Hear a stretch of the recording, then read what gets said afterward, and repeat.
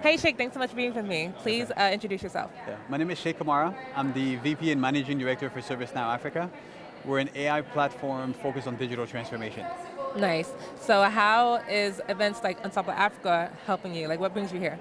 It's critical to have a presence in Africa. If you look at the work that ServiceNow is trying to do globally, like I mentioned earlier, we want to impact 1 billion people. And we believe that technology and software can unlock the greatness in people, right? If we look at some of the work we're going to do across the globe, giving people access to this technology can help them solve real everyday problems. So I was in LA, for example, during COVID, right? During COVID, we worked with the city of LA, and in 2 days, we were able to build this platform to distribute vaccines. Wow. If you're in the US, you know how hard it was to get vaccines. So in 2 days, we were able to work with the city of LA and distribute vaccines. So it's getting technology and really enabling people to do the work they're supposed to do and having a simple platform that's able to do that. Nice. So tell me a little bit about ServiceNow and how it's implemented when it comes to customer service. Customer service is our bread and butter. So we've been around for about 20 years. Most people don't know what ServiceNow is, but if you've ever had to call customer service and you get someone on the line, they have a screen in front of them that tells them all your information, and that's the ServiceNow platform. And what we use is an AI platform is we try to make the agents as fast and as productive as possible. You know, you call and they're like, oh, can I put you on hold for 3 to 5 minutes? That annoying 3 to 5 minutes, we want to eliminate that 3 to 5 minutes for them to do research on your case. So by the time you call and you say, hey, my internet is not working, they've already checked your internet speed, they've sent all the signals, and it's just a matter, hey ma'am, we need to send you a new modem. How do we send you a new modem? Here's the appointment, and you're ready to go. So we're trying to unlock really productivity for agents and make them as productive as possible. Nice. That's a very good response. So being the managing director of Africa for ServiceNow, what does Africa need most to be more competitive in this space? Talent, talent, talent. Right? We have to focus on training the talent. Like I was saying earlier, when you look at AI, data is critical to AI. It's the oxygen for AI. AI is like huge right now. Yeah, right? And if you don't have the data, you can't participate in the AI revolution. So what we try to do at ServiceNow with this platform and with ServiceNow University is to train as many people as possible. So far with ServiceNow University, we've trained over 1 million people across the globe on specific jobs, right? Whether it's security, engineering, project management, and these are not just like, you know, it's a decent job. These are amazing jobs. These are jobs in the US that pay over $100,000 a year.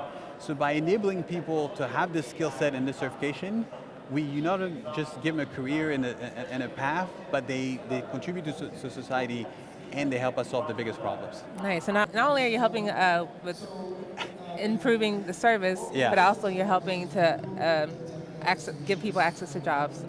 My passion is working with kids or young adults. Okay, so talk to me about that. I can tell you, I've probably spoken to 200 kids or young adults this year. So working with young adults and making sure, yes, they have the skill set, but also that we mentor them for them to be successful, right? I live in the US. It's hard to be a black man in technology in the US. Why is that? Because there is very few of us, right? If you look at the technology space, 3, maybe 4% are black. So the few that are there, we have to mentor and we have to teach them how to be successful because they need to be part of the conversations. They need to be data analysts. They need to be part of these AI conversations. They need to work on these data models. So when I Google, what does a cute baby look like? I don't just see white little babies.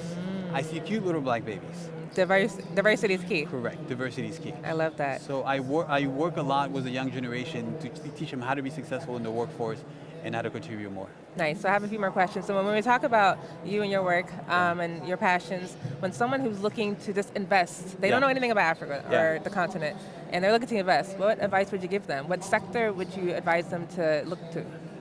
The sectors that have been super successful, telecom, fintech, especially in countries like Nigeria, we've had 5 or 6 unicorns come out of Nigeria that are now worth over $1 billion. Flutterwave. Flutterwave, yeah. So I think there's an opportunity there, not just to invest, but also to work with companies and see the technology that they're developing. I think the beauty about AI is we still don't know what we don't know. Yes. So we still don't know what problems So they're going to everyone's solve. talking about it, but there's still a lot to learn. Correct. So when Yeah. you think about the internet, and when the internet came, no one thought about social media, Yeah. right? So we don't know what the social media to AI is, and what are these companies that are going to win the future. But we know that if we give the technology to young adults, they will create the future for us. Love that. So I have two more questions. Okay. Tell me why events like Unstoppable Africa are important for ServiceNow, and it's Yeah. important in general to make partnerships, or what would you say?